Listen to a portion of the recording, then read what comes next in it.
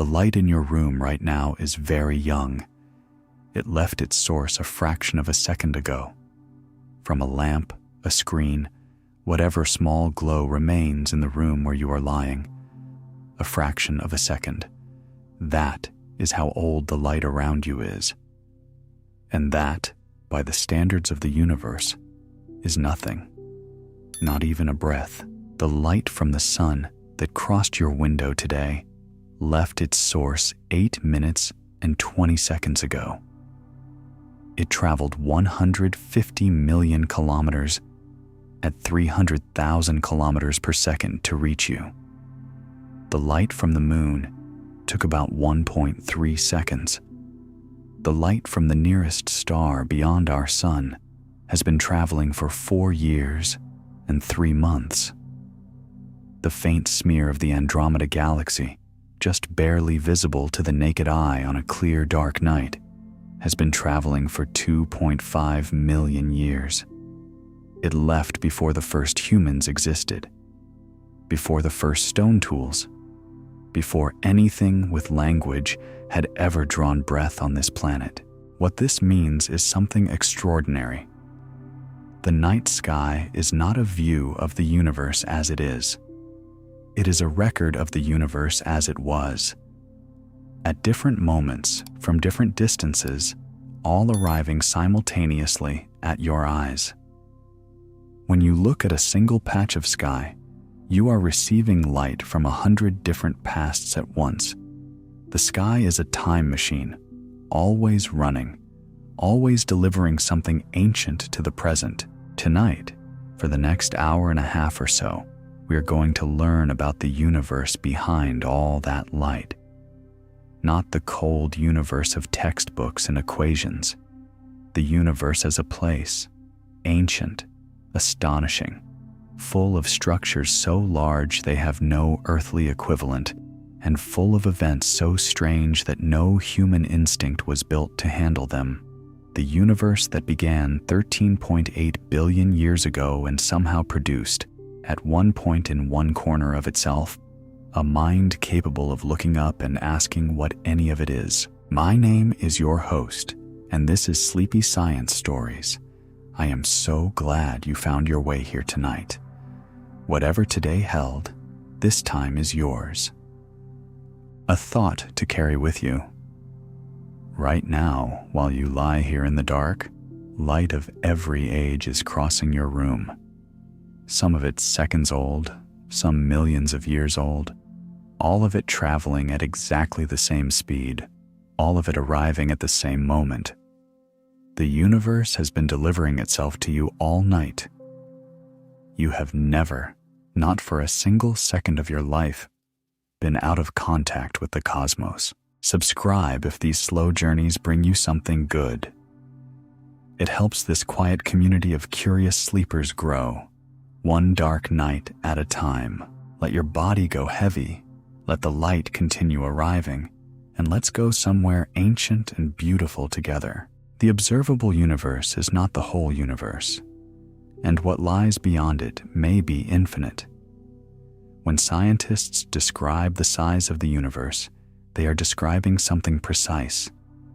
The observable universe, the sphere of space from which light has had enough time to reach us since the Big Bang. That sphere has a radius of approximately 46 billion light-years, not 13.8 billion, as the universe's age might suggest, because space has been expanding throughout the time that light has been traveling. In every direction from where you lie right now, space extends for 46 billion light-years before reaching the edge of what can, even in principle, be detected. Beyond that edge is not a wall or an emptiness. It is simply more universe, continuing in every direction, containing more galaxies, more stars, more worlds in quantities that our mathematics can handle, but our minds genuinely cannot. The observable universe alone contains roughly 2 trillion galaxies, a figure revised dramatically upward from earlier estimates when deeper surveys detected the faint, small, distant galaxies that previous instruments had missed. 2 trillion galaxies, each containing hundreds of billions of stars on average, each with its own planets, its own history, its own particular arrangement of matter in the dark. And this is only what we can see. The actual universe may be many times larger. It may be infinite. Cosmologists use that word carefully, but they use it. What lies beyond our cosmic horizon, in regions receding faster than light can travel, may contain repetitions of everything that exists here, echoes of the same physics playing out across distances that exceed any number with a name. The universe we observe is not the universe. It is a window, a small one. The Big Bang was not an explosion. It was something far stranger, space and time themselves beginning to exist. The name is misleading, and the physicist Fred Hoyle, who coined it sarcastically in a 1949 BBC radio broadcast, did not intend it as a description. The Big Bang was not an explosion in space. There was no pre-existing space for it to explode into, no void waiting to be filled. The Big Bang was the beginning of space itself, the moment before which the concept of before may have no physical meaning, and the event in which space, time, matter, and energy emerged as a single unified state and immediately began to expand. In the first fraction of a second, the universe passed through temperatures and densities that make the interiors of the hottest stars today seem barely warm. In the first 3 minutes, protons and neutrons combined to form the nuclei of hydrogen and helium, the lightest elements, in proportions that we can calculate and still measure today in the most primitive gas clouds of the early universe. For the following 380,000 years, the universe was so hot and dense that light could not travel freely through it. The entire cosmos was opaque, a bright fog of plasma. Then, as it continued to cool, electrons joined those nuclei to form the first atoms, and the universe became transparent for the first time. The light released in that instant has been traveling ever since. We can still detect it. It reaches our instruments today as a faint, nearly uniform glow across the entire sky at a temperature of 2.725 degrees above absolute zero. The cosmic microwave background. It is the oldest light that exists, and it carries, in its tiny variations, the seeds of everything that would ever form. The cosmic microwave background is a photograph of the universe at 380,000 years old, and it is still arriving from every direction at once.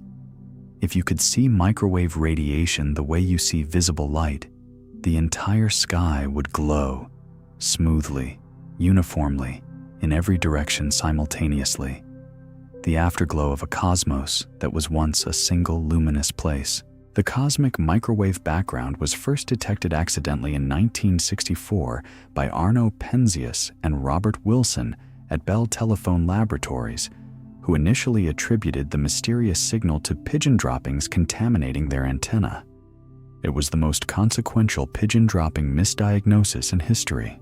The European Space Agency's Planck satellite, which mapped the CMB in extraordinary detail between 2009 and 2013, revealed temperature variations of 1 part in 100,000. Tiny fluctuations representing regions of slightly higher and slightly lower density in the infant universe. These were the gravitational seeds of everything. Where matter was fractionally denser, gravity pulled more matter inward. Over hundreds of millions of years, those seeds grew into the first stars, then the first galaxies, then the vast cosmic web of filaments and voids that structures the observable universe today. The entire architecture of the universe, every galaxy cluster, every supercluster, every great wall of galaxies spanning hundreds of millions of light years, grew from temperature variations smaller than any thermometer on Earth has ever measured. The cosmic microwave background is not background noise. It is the oldest message in existence.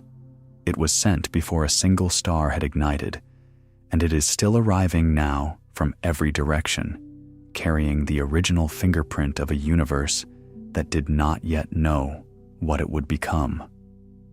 The first stars were made entirely of hydrogen and helium, and the universe had to die twice before it could build something like you. Every element heavier than helium, every carbon atom in your body, every oxygen molecule in your lungs, every iron atom in your blood was forged inside a star and released when that star died. The very first stars, however, had none of this. They formed from the pure hydrogen and helium produced in the Big Bang, in an era astronomers call cosmic dawn, with no heavy elements at all. These population 3 stars, as they are called, were theorized to have been extraordinarily massive, tens to hundreds of times the mass of our Sun, because without heavy elements to radiate heat efficiently, the collapsing gas clouds could grow enormous before nuclear fusion ignited. They burned intensely and died young, their lives measured in millions of years rather than billions. When they died in supernovae, they seeded the universe with the first heavy elements: carbon, oxygen, nitrogen, silicon, iron. A second generation of stars was born from clouds enriched by these deaths, stars that could, for the first time, form rocky planets. Our Sun belongs to a third generation, inheriting the cumulative enrichment of 2 previous stellar populations. The hydrogen in your body formed in the Big Bang 13.8 billion years ago. The oxygen and carbon came from a first or second generation star that exploded billions of years before our solar system existed. The iron in your blood formed in the terminal collapse of a massive star. You are, in the most literal chemical sense, the product of at least 2 previous stellar deaths. The universe had to die twice to build you. It did so without knowing you were coming, and without knowing, when it was done, what it had made. The James Webb Space Telescope revealed what stellar nurseries actually look like, and the answer is more beautiful than anyone predicted. Stellar nurseries are regions of gas and dust where gravity slowly wins its argument against pressure, collapsing molecular clouds into dense cores that eventually ignite as new stars. They have always been difficult to observe because the dust surrounding newborn stars absorbs visible light. The Hubble Space Telescope captured the iconic Pillars of Creation image in 1995, towering columns of gas in the Eagle Nebula, among the most reproduced scientific images ever made. But the stars forming inside were hidden. In 2022, the James Webb Space Telescope, seeing in infrared wavelengths that penetrate dust, captured the same pillars and revealed an entirely different universe within them. Hundreds of newly forming stars, glowing in the infrared along the pillar edges, invisible in Hubble's image. Protostars so young they have not yet ignited nuclear fusion, their light coming from the heat of gravitational collapse. Jets of material erupting from forming stars, carving luminous trails through the surrounding gas. The largest pillar in the Webb image is approximately 4 light-years tall, roughly the distance from our Sun to the nearest star. Inside it, something is happening that has been happening across the universe for 13 billion years. Hydrogen and helium, pulled together by nothing but gravity, growing hot enough to catch fire. The universe is still making stars. Roughly 1 new star ignites in the Milky Way each year, in the same way they always have. And now, for the first time, we can see them being born. Not in the composite colors of false imaging, but in the real infrared light of their own heat, in the dark that held them before they were fully themselves. Neutron stars are the densest objects we can directly observe, and one of the first discovered was almost named for extraterrestrials. When a star between roughly 8 and 20 times the mass of our Sun exhausts its nuclear fuel, it collapses in milliseconds and then explodes in a supernova that briefly outshines its entire galaxy. What remains at the center is a neutron star, an object typically about 20 kilometers across, roughly the size of a city, containing between 1.2 and 2.2 times the mass of our entire Sun. The collapse is so extreme that electrons are forced into protons, creating neutrons, until the object is essentially a single atomic nucleus the size of a metropolis. A teaspoon of neutron star material would weigh roughly 1 billion tons on Earth. The surface gravity is about 200 billion times Earth's. The escape velocity from the surface is roughly half the speed of light. Neutron stars also spin, sometimes hundreds of times per second, emitting beams of radio waves that sweep through space like the beam of a lighthouse. These pulsars are so metronomically precise that the first one discovered in 1967 by radio astronomer Jocelyn Bell Burnell at Cambridge was initially designated LGM-1, Little Green Men, because no natural process was believed capable of such regularity. The source turned out to be a rotating neutron star, not an alien civilization, but the designation captures something genuine. The universe produces objects whose precision and strangeness, when first encountered, seems almost intentional. Pulsars are now used as cosmic clocks to test general relativity, measure interstellar distances, and detect gravitational waves. The city-sized remnant of a dead star, spinning 700 times per second in the dark, ticking with an accuracy that rivals atomic clocks on Earth.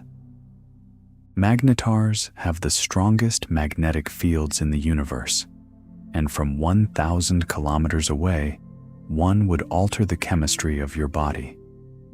Neutron stars are already extreme beyond easy comprehension. Magnetars are neutron stars with magnetic fields amplified to levels that make ordinary neutron stars seem unremarkable. A typical magnetar has a magnetic field of approximately 100 billion Tesla. Earth's magnetic field is about 0.00005 Tesla. A hospital MRI machine operates at 1.5 to 3 Tesla. The most powerful sustained magnet ever built by humans at the National High Magnetic Field Laboratory in Tallahassee reaches 45 Tesla, an achievement requiring enormous engineering. A magnetar's field is roughly 2 billion times stronger. At a distance of 1,000 kilometers from a magnetar, its field would be strong enough to disrupt the iron in your blood, distort the electron orbitals in the molecules of your cells, and destroy every electronic device in existence. If a magnetar existed within 10 light-years of Earth, its periodic gamma-ray flares, caused by starquakes in its rigid crust, could strip portions of our atmosphere.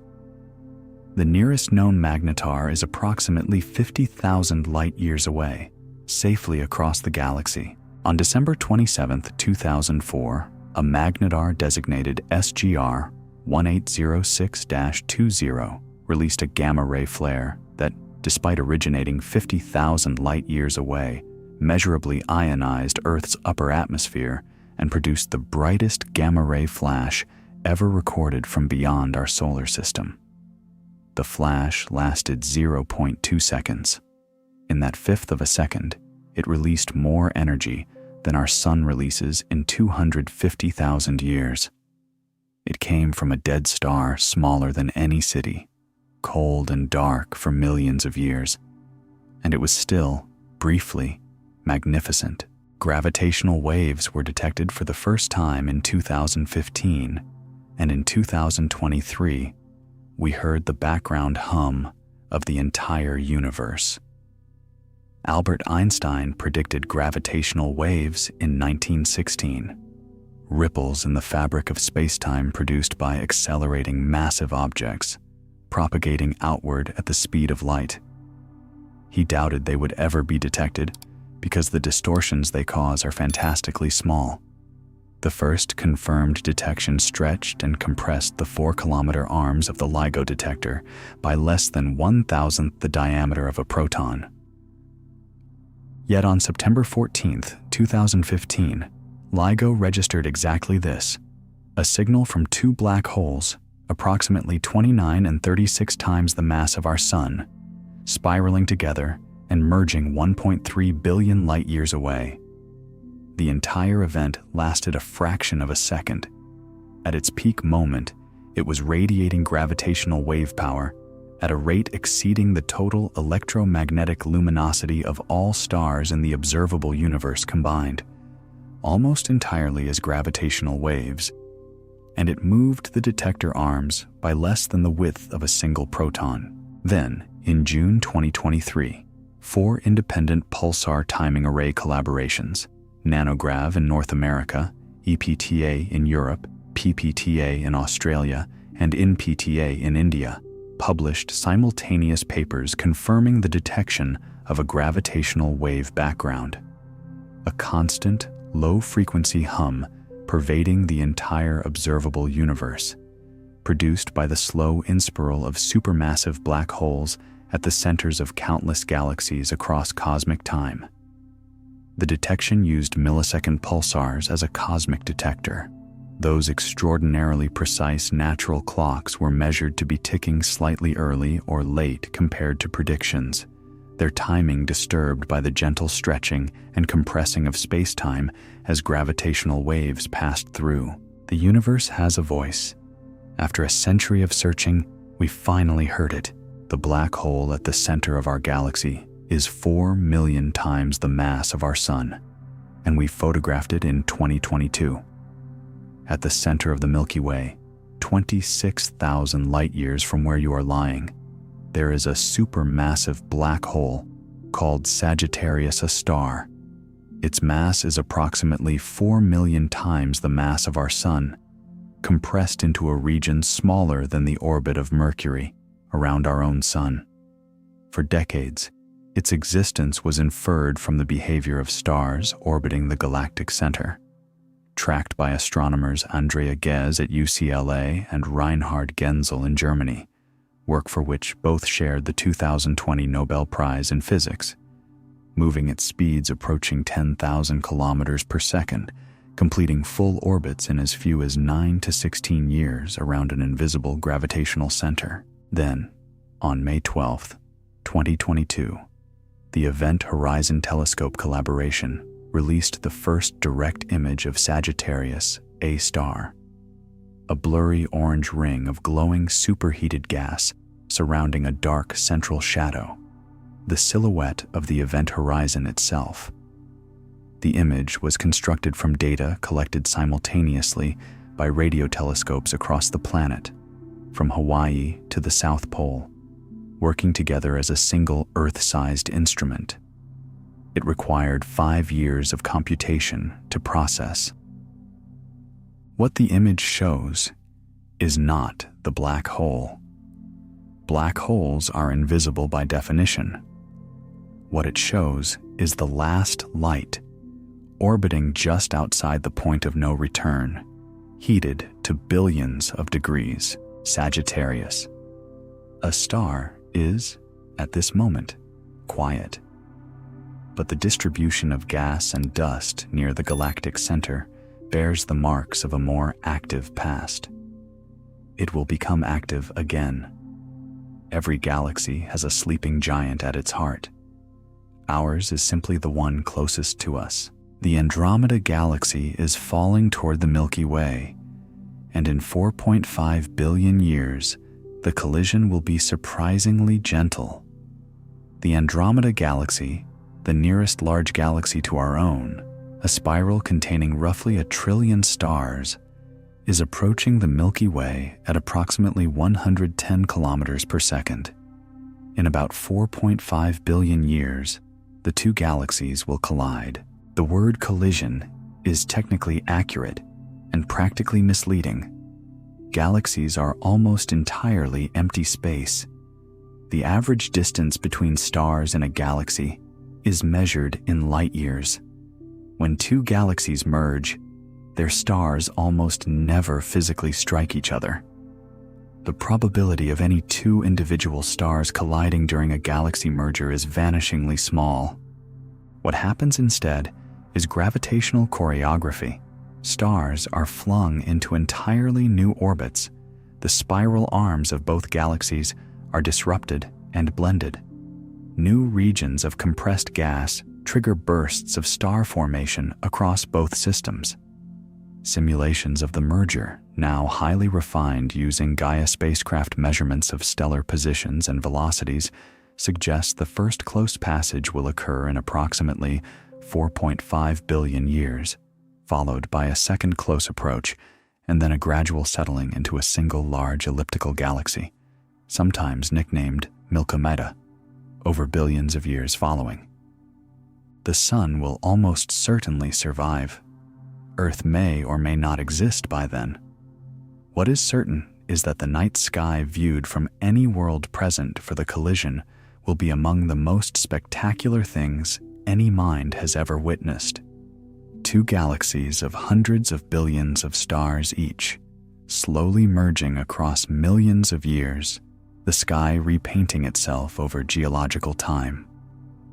Gravity writing the most patient story ever told. Rogue planets, worlds with no sun, are extraordinarily common, and we discovered paired ones for the first time in 2023. Not every planet orbits a star. Some are ejected from their solar systems during the chaotic gravitational dynamics of early planetary formation, flung outward until they escape the gravitational hold of their parent star and drift, cold and dark, through the interstellar medium. These free-floating planets, sometimes called rogue planets, are far more numerous than most people know. Estimates based on gravitational micro-lensing surveys, which detect the brief brightening of background stars as a massive object passes in front of them, suggest the Milky Way contains several 100 billion rogue planets, possibly outnumbering stars. In 2023, the James Webb Space Telescope produced something unexpected while imaging the Orion Nebula, approximately 540 objects of planetary mass drifting through the young star cluster in binary pairs. These Jupiter mass binary objects, jumbos, each roughly 1 to 13 times the mass of Jupiter, were found inexplicably paired in gravitational couples, drifting together without orbiting any star. How planetary mass objects came to exist in binary pairs, free of a parent star, in a young star-forming region, does not fit current models of planetary formation. They may represent an entirely new class of object, formed directly from the collapse of small gas concentrations in the nebula rather than from the disk of a protostar. The universe, it continues to demonstrate, contains categories of thing we have not yet invented the language to describe. And among those things, those dark, cold, starless worlds drifting in pairs through the dark between the stars, some may retain enough internal heat to keep subsurface water liquid for billions of years, warmed from within by their own slow radioactive decay. Worlds that have never seen a star, worlds that may not need to. The Great Attractor is a mysterious mass pulling our entire galaxy, and we cannot see it because our own galaxy is in the way. In the 1970s and 1980s, astronomers mapping the peculiar velocities of galaxies in our cosmic neighborhood noticed something troubling. The Milky Way, along with the Andromeda galaxy and dozens of other members of our local group, is moving in a direction that cannot be explained by the expansion of the universe or the gravity of any nearby visible structure. Something is pulling us. The source of this attraction, located approximately 250 million light-years away, in the direction of the constellation Centaurus, was named the Great Attractor. It lies frustratingly close to the plane of the Milky Way's disk, a region so dense with the dust and gas of our own galaxy that optical telescopes cannot see through it. Astronomers call this obstruction the zone of avoidance. X-ray and radio observations have partially mapped the region, revealing an enormous galaxy cluster called the Norma cluster near the Great Attractor's location. But the Great Attractor may itself be only one component of a larger structure. Further mapping has identified an even more massive concentration beyond it, the Shapley supercluster, approximately 650 million light-years away, which may be the dominant gravitational influence on our region of the universe. The Milky Way, the Local Group, the Virgo supercluster to which we belong, and thousands of other galaxy clusters are all being drawn, slowly and irresistibly, in the same direction. We do not know exactly what is there. We know only that we have always been falling toward it, at millions of kilometers per hour, in the direction of something enormous that our own galaxy prevents us from seeing clearly. The Bode's void is a region 330 million light-years across that contains almost nothing at all, and it is oddly peaceful to think about. The universe is not uniformly filled with matter. Galaxies cluster along vast filaments and sheets, surrounding immense voids where almost no matter exists. The largest and most studied of these voids was discovered in 1981, when astronomer Robert Kirshner and colleagues surveyed the distribution of galaxies in the direction of the constellation Bodes and found almost nothing.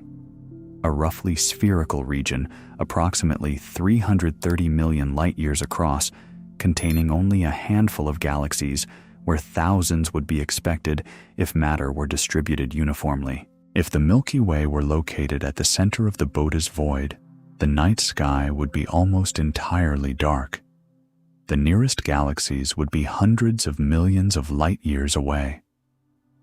There would be very little for an intelligent species to observe, and the development of cosmology, of the understanding that the universe contains other galaxies at all, might have been delayed by millions of years. The Bode's void is not technically empty. It contains gas, dark matter, and a small number of isolated galaxies. But on the scale that matters cosmologically, it is as close to genuine emptiness as the observable universe offers. It is, in its way, calming. The universe is mostly nothing. The things, the stars, the planets, the galaxies, the minds that study them, are the minority. What dwarfs all of it is space itself, patient, vast, almost entirely empty, stretching in every direction from wherever you happen to be, indifferent to whether anything notices it or not. At the largest scale, the universe looks almost exactly like a human brain, and this resemblance has been measured, not merely observed. When cosmologists map the distribution of galaxies across hundreds of millions of light-years, something surprising emerges. Galaxies do not scatter randomly. They cluster along vast filaments of dark matter and gas, long glowing threads connecting dense nodes where galaxy clusters congregate, surrounding enormous voids. This three-dimensional structure, called the cosmic web, is the largest known structure in the universe, a scaffolding that spans the entire observable cosmos. In 2020, researchers published a direct quantitative comparison between the cosmic web and the network of neurons in a human cerebral cortex. The comparison was not casual or metaphorical. It was measured. The two networks were analyzed using the same statistical tools applied to other complex systems, characterizing the clustering of nodes, the distribution of filament lengths, the fraction of volume occupied by structure versus void, and other network properties. The numbers were strikingly similar. The universe at its largest scale and the brain at its smallest scale, organize their matter in statistically comparable ways. This does not mean they share a mechanism. The forces operating at each scale are entirely different. Gravity over billions of light years versus electrochemistry across micrometers. It means that the mathematics of complex network organization tends to converge on similar solutions regardless of scale or substrate. The universe is not shaped like a brain because the universe is thinking. It is shaped like a brain because nature has a limited vocabulary of elegant solutions and uses them more than once. You carry inside your skull a structure whose organization echoes the largest thing in existence. And the largest thing in existence wears the silhouette of thought. The Oort cloud is the true outer boundary of our solar system, a vast shell of frozen worlds we have never directly seen. Most people think of the solar system as ending somewhere near Neptune, about 4.5 billion kilometers from the Sun. But this is only the planetary region. Beyond Neptune lies the Kuiper belt of icy objects. And far beyond that, much farther, lies the Oort cloud, a vast, roughly spherical shell of icy bodies thought to surround the solar system at distances between roughly 2,000 and 100,000 astronomical units from the Sun. The outer edge of the Oort cloud is estimated to extend nearly 2 light-years from the Sun, almost halfway to the nearest star. The Oort cloud has never been directly observed. We infer its existence from the behavior of long-period comets, those sweeping visitors that appear in our inner solar system once in a millennium, having been gravitationally disturbed from their distant orbits by the tidal forces of the Milky Way's disk or the gravitational nudge of a passing star, and falling inward after sleeping undisturbed for billions of years. The Oort cloud is thought to contain trillions of dormant icy objects, the leftover rubble from the solar system's formation, stored in the deep cold at the very edge of everything we can call ours. Voyager 1, the farthest human-made object ever launched, traveling at roughly 17 kilometers per second, will not reach the inner edge of the Oort cloud for another 300 years.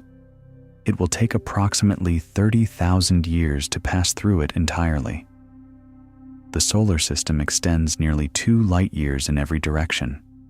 Most of it is frozen, silent, and utterly unseen, and will remain so long after every current human institution has ceased to exist.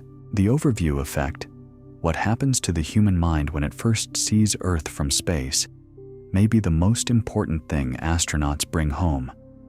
Since the first humans orbited Earth, an experience has been reported with remarkable consistency by astronauts from different nations, different missions, and different personal backgrounds.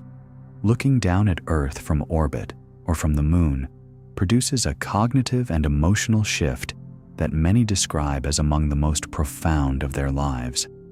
The author Frank White, who interviewed dozens of astronauts for his 1987 book on the subject, named it the overview effect. A sudden, visceral, almost physical understanding that Earth is a single unified system, that national borders are constructs invisible from any meaningful altitude, and that the thin blue line of atmosphere shielding all life is fragile and finite in a way no photograph can fully convey. Edgar Mitchell, who walked on the Moon during Apollo 14 in 1971, described looking back at Earth from 380,000 kilometers and experiencing an instantaneous recognition of interconnectedness that he spent the rest of his life trying to articulate in language adequate to the experience. Ron Garan, who spent time on the International Space Station, described it as a sobering contradiction. The beauty of Earth seen whole against the awareness of the suffering occurring on its surface. More recent astronauts from commercial missions have described breaking into unexpected tears. The overview effect is not universal in its form or intensity, and it has been studied as a genuine psychological phenomenon by researchers at multiple institutions.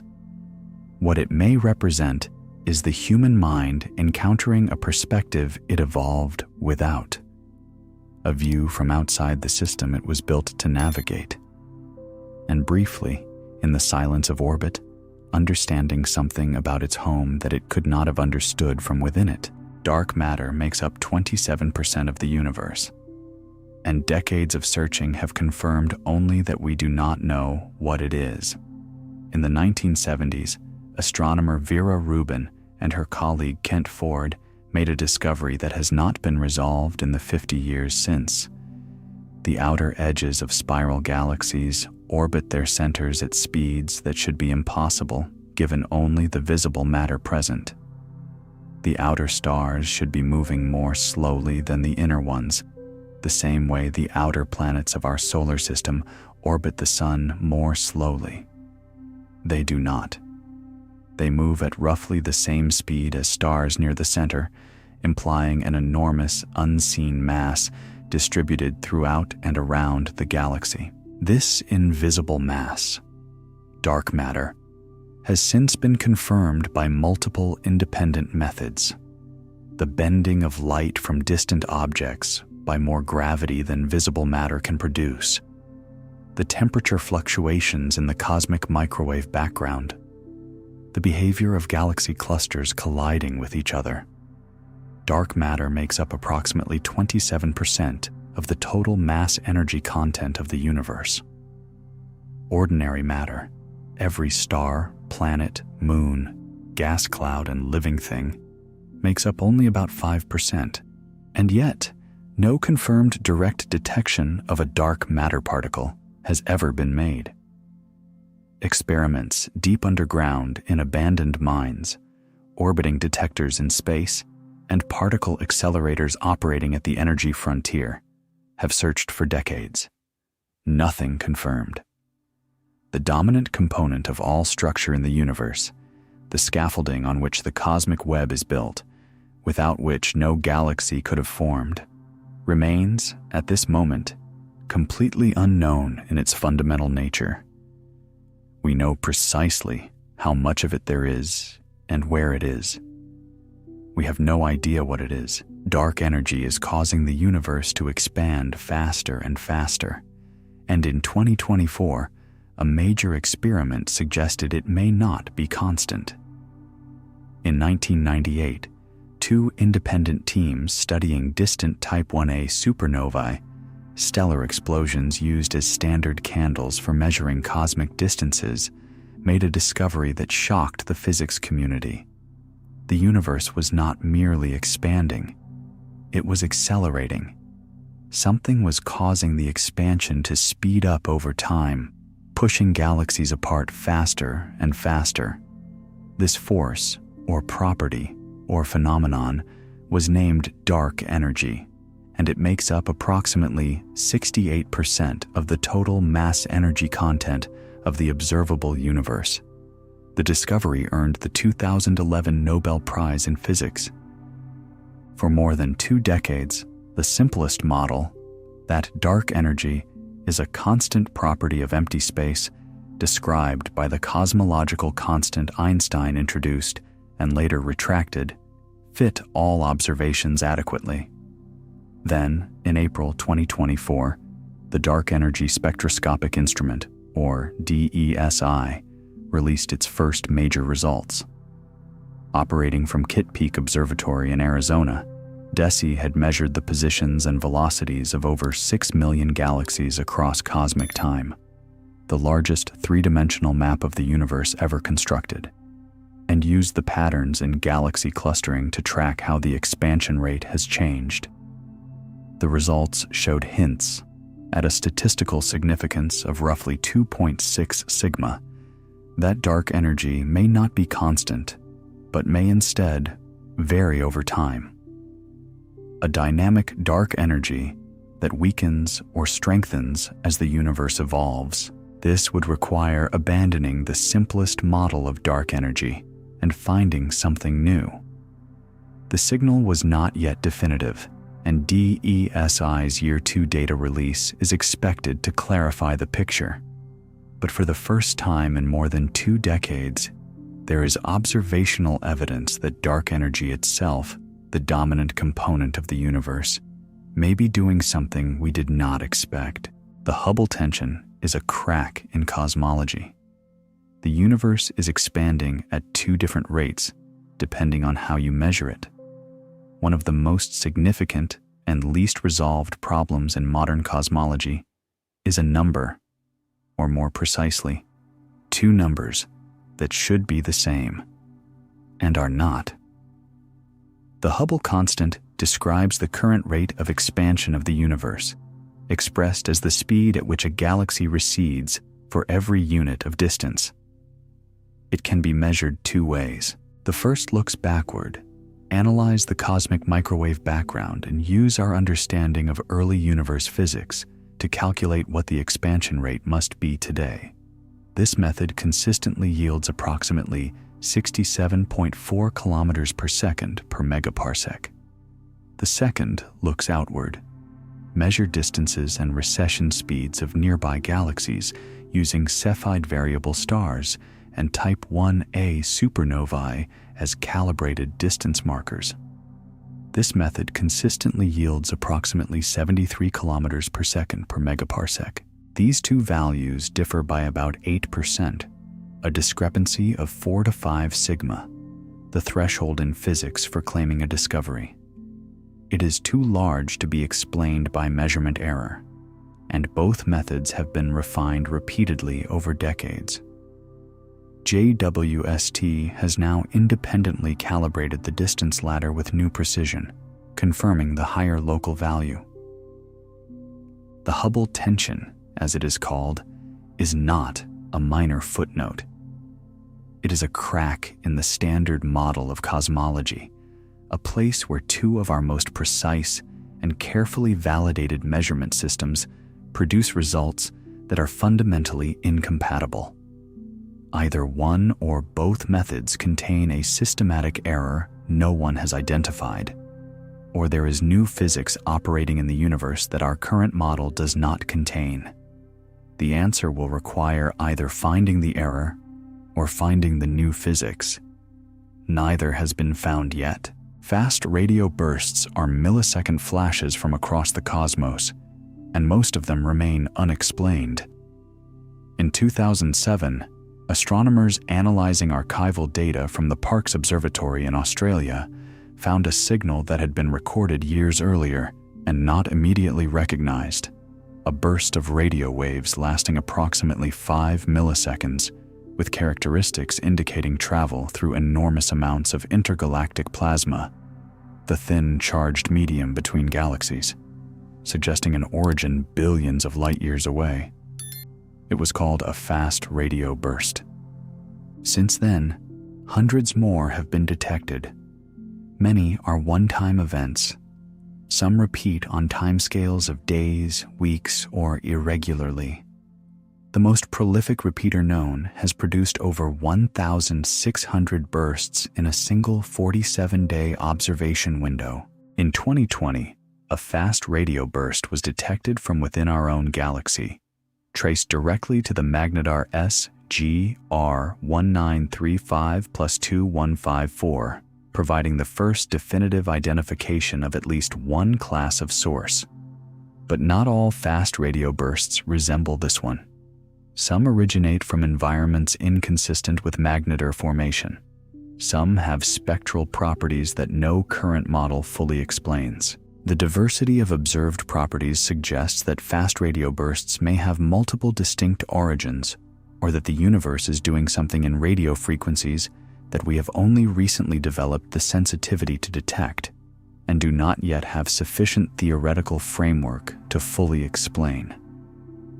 Each burst carries information about the intergalactic medium it traversed, how much ionized gas lies between us and the source, making fast radio bursts a new tool for mapping the distribution of matter across the universe, even as the nature of the objects producing them remains, for most examples, an open question. Quasars are the brightest objects in the universe, powered by supermassive black holes consuming matter at extraordinary rates. In the 1950s and 1960s, radio telescopes detected intense sources of radio emission that, examined with optical instruments, appeared as faint point sources like dim stars. But their spectra were wrong for stars. Their spectral lines were shifted so far toward the red end of the spectrum that, interpreted as cosmic expansion, these objects were billions of light years away. At that distance, to be detectable at all with mid-20th century instruments, they had to be luminous almost beyond comprehension. These quasi-stellar radio sources, quasars, are now understood as the most energetically active phase in a galaxy's life, a period when the supermassive black hole at the galaxy's center is actively consuming enormous quantities of gas and dust, converting a fraction of that mass directly into energy with efficiency far exceeding nuclear fusion. A quasar can outshine its entire host galaxy by a factor of 1,000 or more. In February 2024, a team using the European Southern Observatory confirmed the most luminous quasar yet known, J0529-4351, with a luminosity approximately 500 trillion times that of our Sun, consuming roughly 1 solar mass of material per day. The light we observe from this quasar left its source more than 12 billion years ago, when the universe was less than 2 billion years old. Quasars were most common when the universe was young and raw material abundant. The Milky Way's own central black hole almost certainly passed through a quasar phase billions of years ago. The sleeping giant at the center of our galaxy was, once, one of the brightest things in the universe. It has been quiet for a long time now. The James Webb Space Telescope found galaxies in the early universe that should not be there, and may be rewriting what we know. One of the early and unexpected findings of the James Webb Space Telescope, which began science operations in mid-2022, has been the detection of galaxies at the earliest epochs of cosmic history that appear to contain far more stellar mass than existing models of galaxy formation predicted possible at such early times.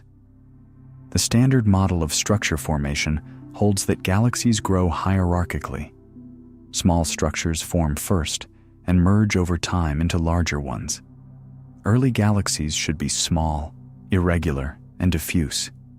Some of what JWST has found are substantially larger and more massive than expected. The galaxy currently holding the confirmed spectroscopic record, JADES GS Z1490, has a confirmed redshift of approximately 14.32, placing it at a time roughly 290 million years after the Big Bang, when the universe was barely 2% of its current age. It is surprisingly bright and extended, containing more stellar mass than models predicted possible in that time. Multiple additional candidate galaxies at very high redshifts show similar anomalies. The implications are being carefully evaluated. Some objects initially flagged as problematic have been revised after more thorough spectroscopic analysis, but the pattern has persisted across observing campaigns.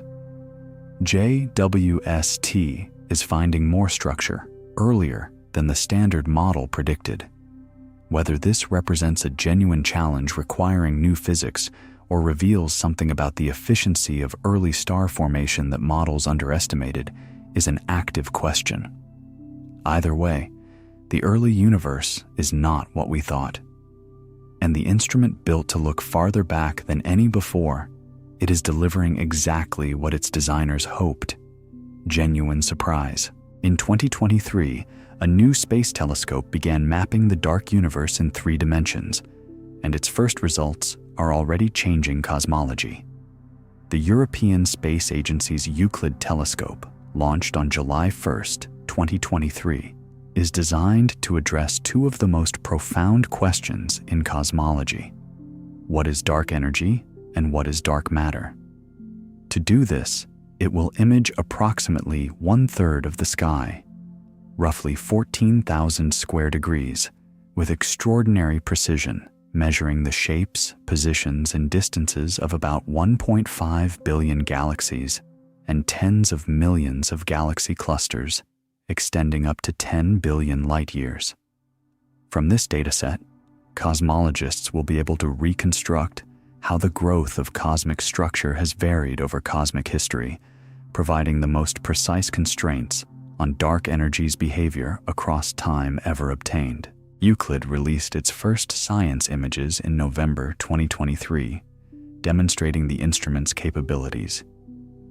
Its early survey data, released in 2024, produced the largest and most detailed weak gravitational lensing map of the cosmic structure ever made, using the subtle distortions that dark matter causes in the shapes of background galaxies to directly image the invisible scaffolding of the universe.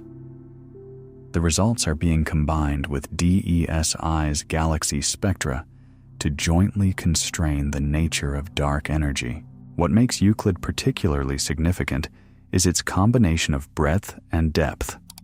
It will observe an area of sky large enough to capture the statistical patterns in galaxy clustering that encode the history of cosmic expansion, while maintaining the resolution necessary to measure galaxy shapes with the precision required for gravitational lensing analysis. By the mid-2030s, when its survey is complete, Euclid will have produced the most comprehensive map of the dark universe ever assembled, a map of everything we cannot see, built from the distortions it causes in everything we can. You are still moving, and halfway through this journey, it is worth feeling that again. We began tonight with motion, with the fact that you have never, for a single moment of your existence, been still. Right now, as these words reach you, Earth is turning. The sun is sweeping through the galaxy. The Milky Way is falling toward the Great Attractor. All of this is happening to you, continuously, whether you are awake or asleep, whether you are paying attention or not. And every atom in your body has been in motion since the Big Bang. The hydrogen in you, in the water in your cells, in the organic molecules of your DNA, has been moving since it formed in the first 3 minutes of the universe, 13.8 billion years ago. It has been inside stars, inside interstellar clouds, inside the molecular disk that became our solar system, inside the chemistry of ancient oceans, inside the organisms that lived and died and decomposed before anything with a spine had ever existed. And eventually, improbably, it arrived here, in you, moving at nearly 1,000,000 kilometers per hour through a galaxy you cannot feel, lying still in a room while the universe continues its enormous ancient motion all around you. There is something quieting about that if you let it be. Not that you are small, though you are. Not that you are temporary, though you are. But that you are part of the motion.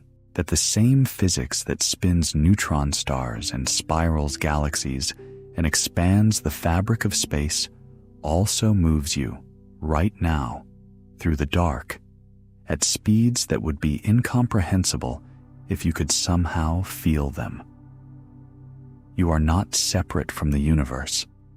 You are one of the things the universe is doing tonight. Voyager 1 is the farthest human-made object in existence, and it is still transmitting from interstellar space.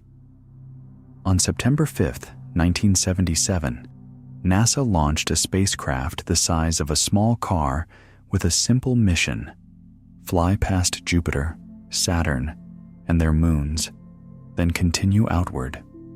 It has been traveling ever since. As of 2025, Voyager 1 is more than 24 billion kilometers from the Sun, approximately 160 astronomical units, roughly 160 times the Earth-Sun distance. In August 2012, it crossed the heliopause, the boundary where the sun's solar wind is overwhelmed by the pressure of the interstellar medium, becoming the first human-made object confirmed to be in interstellar space. Radio signals from Voyager 1 now take more than 22 hours to reach Earth at the speed of light. The spacecraft is powered by thermoelectric generators, converting the heat from decaying plutonium-238 into electricity, though power levels have declined over decades and instruments have been shut down one by one. In late 2023, Voyager 1 began returning corrupted telemetry data, and mission engineers spent months diagnosing a fault that turned out to be a single damaged chip in one of its 3 onboard computers. They reprogrammed the spacecraft to route around the damaged chip, and in April 2024, Voyager 1 resumed transmitting full science data from interstellar space, 47 years after launch, from a distance at which a round-trip communication takes over 45 hours. It carries a gold-plated record containing sounds, greetings in 55 languages, music from many human cultures, and images from Earth, a message to whoever might someday find it, among the incomprehensible distances between the stars. No one knows if anyone will.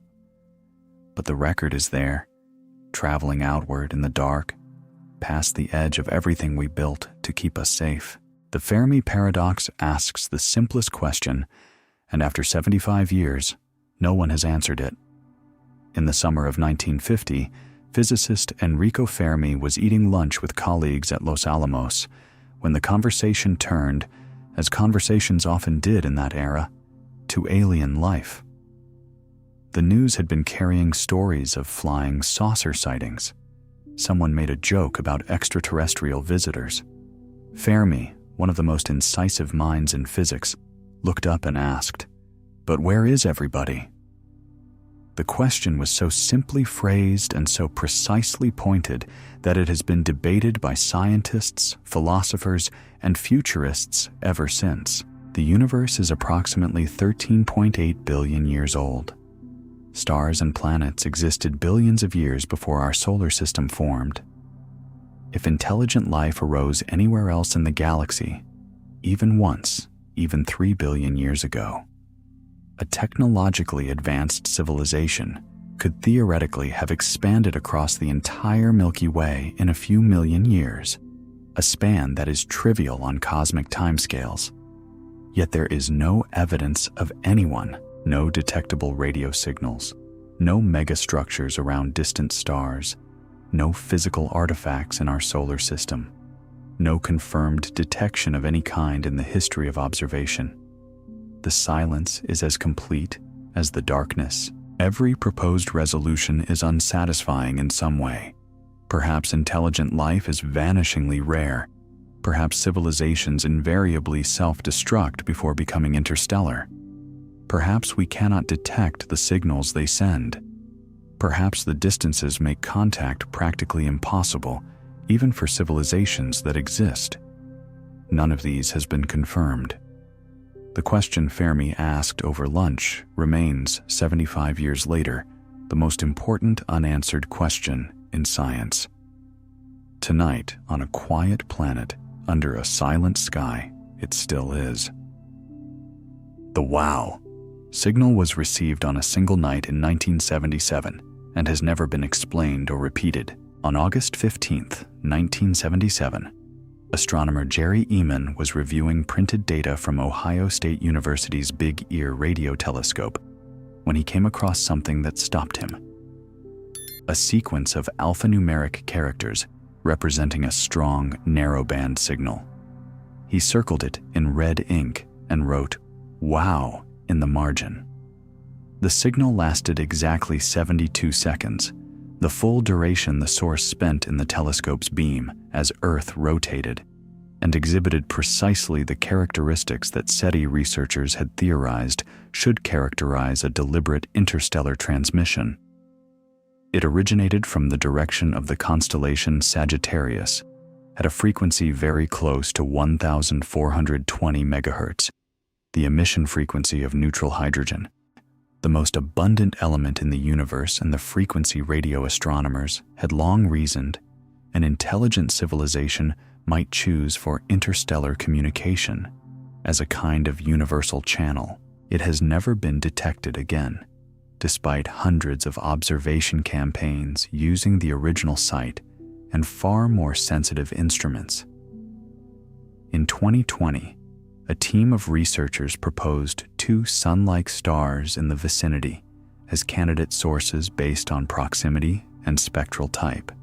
No confirmation exists. The wow signal may have been a natural phenomenon. It may have been a one-time event from a source that does not repeat. It may have been something stranger. It remains, nearly 48 years after the ink dried on that margin notation, the most suggestive and most persistently unexplained candidate signal in the history of the search for other minds in the universe. It lasted 72 seconds. It left a handwritten exclamation point, and it has been waiting for a response that has not come. The TRAPPIST-1 system has 7 Earth-sized worlds, 3 in the habitable zone, orbiting a star smaller than some planets. In 2017, NASA announced the discovery of 7 Earth-sized planets orbiting a dim red dwarf star called TRAPPIST-1, approximately 40 light-years from Earth in the constellation Aquarius. 7 rocky worlds, all approximately the size of Earth, orbiting a star so small, roughly the size of Jupiter, that all 7 orbit closer to it than Mercury orbits our Sun. Because TRAPPIST-1 is so faint and cool, the inner planets receive tolerable amounts of energy. 3 of them, designated E, F, and G, orbit within the habitable zone, the range of distances where liquid water could theoretically exist on a planetary surface given sufficient atmospheric pressure.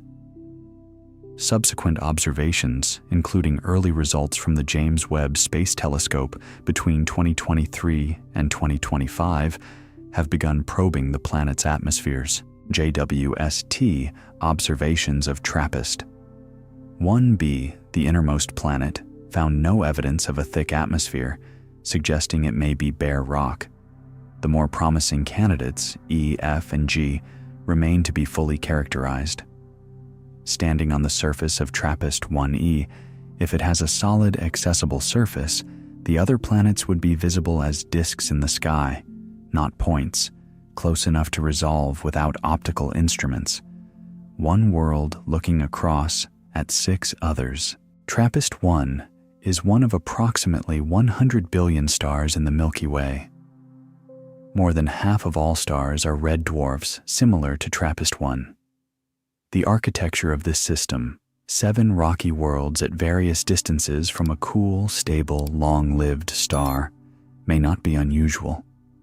It may be the most common type of planetary system in the galaxy. The habitable zone may be crowded with worlds we have not yet looked at closely enough. Our Sun will expand and swallow the inner planets in 5 billion years. But Earth's story ends earlier than that. The Sun is a middle-aged star. It formed 4.6 billion years ago and has enough hydrogen fuel in its core for approximately another 5 billion years of main sequence burning.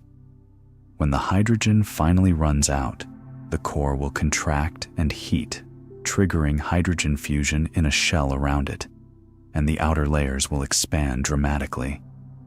The Sun will become a red giant, swelling to perhaps 200 times its current radius, likely engulfing Mercury and Venus and possibly Earth. But Earth's window for surface life is shorter than this timeline suggests. The Sun is not a constant star. It slowly brightens, increasing in luminosity by approximately 1% every 100 million years as helium accumulates in its core. In roughly 1 billion years, the increased luminosity will have elevated Earth's surface temperature enough to begin boiling the oceans. A runaway greenhouse effect, similar to the one that transformed Venus billions of years ago, will likely follow. The oceans will evaporate. The surface will become uninhabitable to complex life long before the sun swells to engulf it. Whatever exists on Earth in 1 billion years will face a planet dramatically hotter and drier than today's. The time remaining for Earth's current biosphere is not infinite. It is long by any human measure. 1 billion years is a span in which the universe can do extraordinary things, but it is bounded. The solar system's story has billions of chapters yet to go. The chapter in which Earth's surface looks anything like it does tonight is likely one of the later ones. Panspermia, the idea that life may travel between worlds, is a serious scientific hypothesis supported by physical evidence. The question of how life began on Earth remains genuinely open, and among the hypotheses that have moved toward scientific respectability is panspermia, the idea that life, or the building blocks of life, can travel between planetary bodies aboard meteorites and comets, potentially seeding new worlds with biology from old ones. The physical evidence supporting the plausibility of this mechanism has accumulated over decades. Meteorites of confirmed Martian origin have been found on Earth. Pieces of Martian rock blasted into space by ancient asteroid impacts drifted through the solar system for millions of years and survived fiery passage through Earth's atmosphere. Amino acids and other complex organic molecules have been found in carbonaceous meteorites from primitive asteroid families, establishing that the chemical precursors of life are widely distributed in space. Certain extremophile bacteria survive vacuum and radiation conditions for extended periods when shielded within rock. And the late heavy bombardment, a period of intense impacts on the inner solar system approximately 3.9 billion years ago, would have provided both the ejection mechanism and the delivery system for material moving between worlds. Whether living organisms, rather than merely organic chemistry, have ever made this journey is unproven.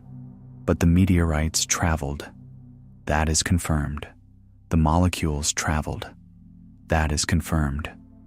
What they carried inside them, across the cold distances between worlds, on timescales measured in millions of years, that is the question that remains open, sitting quietly inside every piece of ancient rock, waiting for the analysis that might one day read it. The physical constants of the universe appear to be precisely tuned for the existence of complexity, and no one fully understands why. The universe operates according to a set of physical constants: the strength of gravity, the charge of an electron, the mass ratio of protons and neutrons, the cosmological constant describing dark energy. These constants have specific numerical values, and those values appear, upon examination, to be remarkable in a particular way. Small changes in many of them would produce a universe radically inhospitable to complexity, chemistry, or life as we know it. If the strong nuclear force were a few percent weaker, atomic nuclei could not form. If it were a few percent stronger, hydrogen would be consumed too rapidly for stars to burn stably. If the cosmological constant were slightly larger, the universe would have expanded too fast for galaxies to form. If it were negative, the universe would have collapsed long before stars could ignite. These apparent coincidences are called the fine-tuning problem, and they generate genuine scientific debate. Some physicists argue that once the full laws of physics are understood, the constants will be seen as necessary consequences rather than arbitrary choices. Others invoke the multiverse.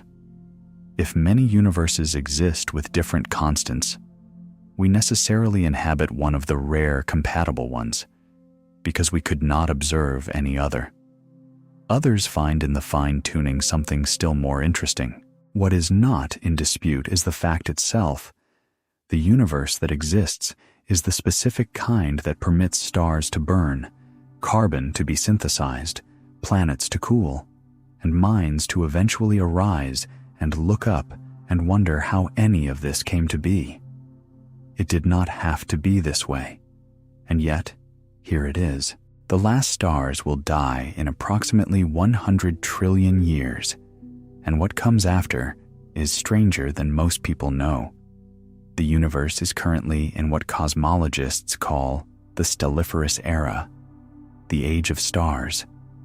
It began roughly 100 million years after the Big Bang, when the first stars ignited, and will end approximately 100 trillion years from now, when the last stars exhaust their fuel and go dark.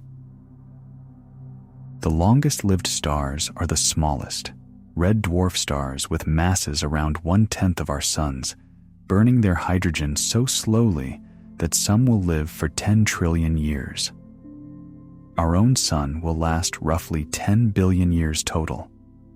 The universe will outlive it by a factor of 1,000. When the last red dwarf finally fades, the universe will enter the degenerate era, a period lasting roughly 10 to the power of 40 years, during which the universe contains only white dwarfs cooling to black dwarfs, neutron stars, and black holes. The universe will be dark, cold, and almost perfectly silent. Then, the black hole era, lasting approximately 10 to the power of 100 years, during which even the most massive black holes slowly evaporate through Hawking radiation. A quantum process so slow that the evaporation of a supermassive black hole would take longer than the current age of the universe, raised to the 90th power. And after the last black hole is gone, the dark era, a universe at near maximum entropy, containing only sparse radiation and the occasional quantum fluctuation, stretching in all directions forever. The universe does not end with drama. It ends with silence.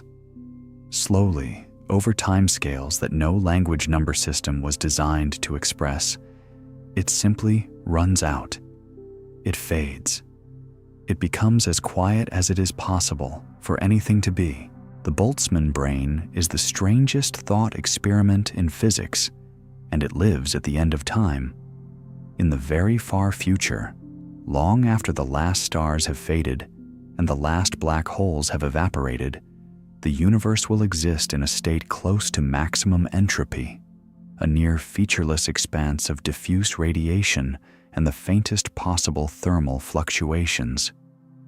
In this state, the Austrian physicist Ludwig Boltzmann noted in the 19th century, random thermal fluctuations will occasionally, given infinite time, produce any arrangement of matter, including improbably complex ones. In a universe with infinite time available, even extraordinarily improbable events are not merely possible, but inevitable. A modern version of this idea asks, given such a universe, which is statistically more likely to arise from a random quantum fluctuation, a full physical universe with billions of years of evolution, or a single conscious brain with all the memories of a full life already formed, experiencing one moment of awareness before dissolving. Statistical arguments suggest the brain, a Boltzmann brain, would arise vastly more frequently because it is a much smaller fluctuation than a whole universe. This creates a philosophical problem. If Boltzmann brains are more likely than ordinary observers, why do we appear to be ordinary observers embedded in a consistent physical universe with a real past? The argument is used as a test of cosmological models. Any model that predicts more Boltzmann brains than ordinary observers over its full lifetime is considered, by this criterion, to have a problem. It is one of those ideas at the edge of physics where mathematics and metaphysics grow difficult to separate. And lying here in the dark, it offers a strange comfort. You are almost certainly not a Boltzmann brain. Your past is almost certainly real.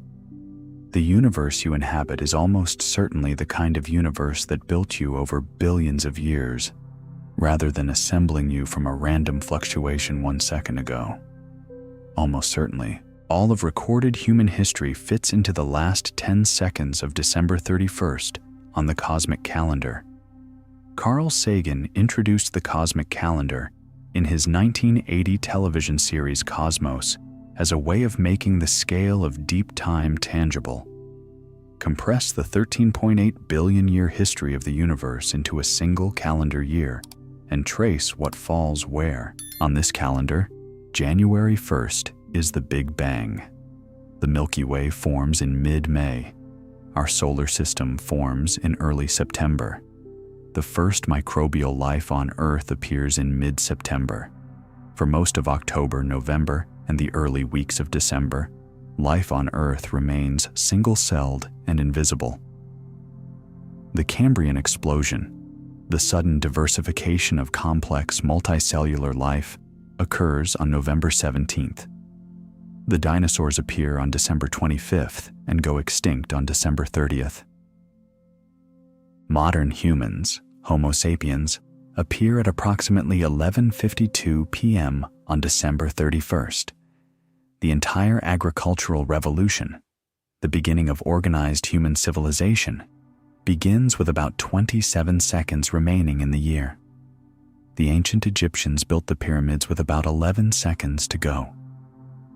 The entire Roman Empire rose and fell in the last 5 seconds.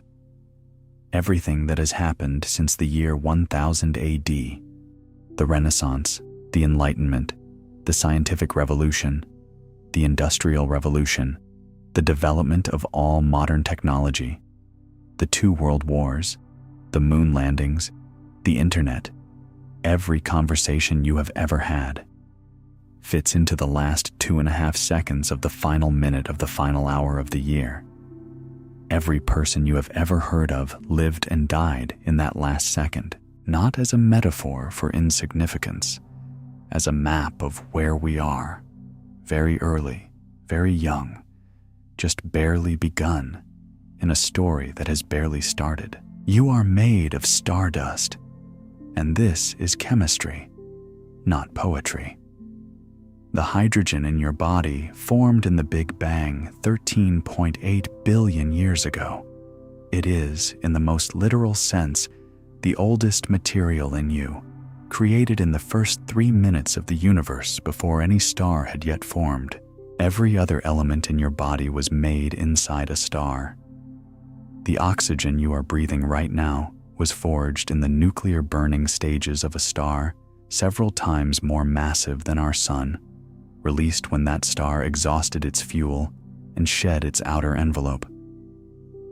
The carbon in every molecule of every cell in your body was synthesized in stellar interiors through a resonance that physicist Fred Hoyle predicted must exist because the universe contains carbon, a resonance that was subsequently confirmed and that is now called the Hoyle state in his honor.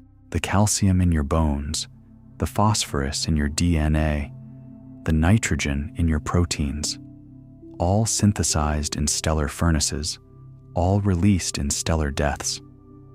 The iron in your blood formed in the terminal collapse of a massive star at the endpoint of stellar nucleosynthesis, the element at which nuclear fusion can no longer produce net energy, and was scattered across space in the supernova explosion that ended that star's life.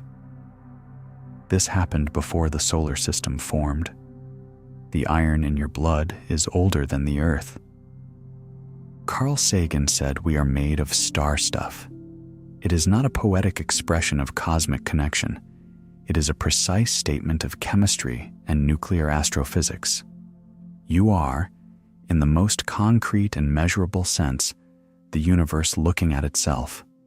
The elements that make up your awareness were forged in the dark, in the hearts of stars that have long since ceased to exist, and assembled over billions of years into the particular configuration that is you, here, tonight, aware of all of this.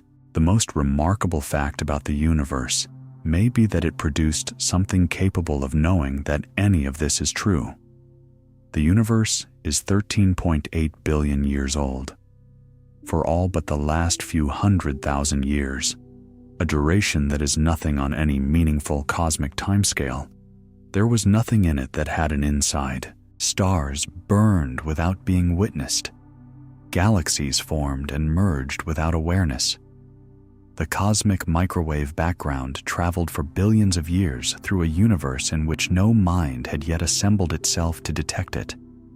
And then, on one unremarkable rocky planet orbiting one ordinary star in the outer arm of one of 2 trillion galaxies, a process running for billions of years, biological evolution, produced a nervous system complicated enough to generate self-awareness, something that could not only respond to the universe but ask, "What is this?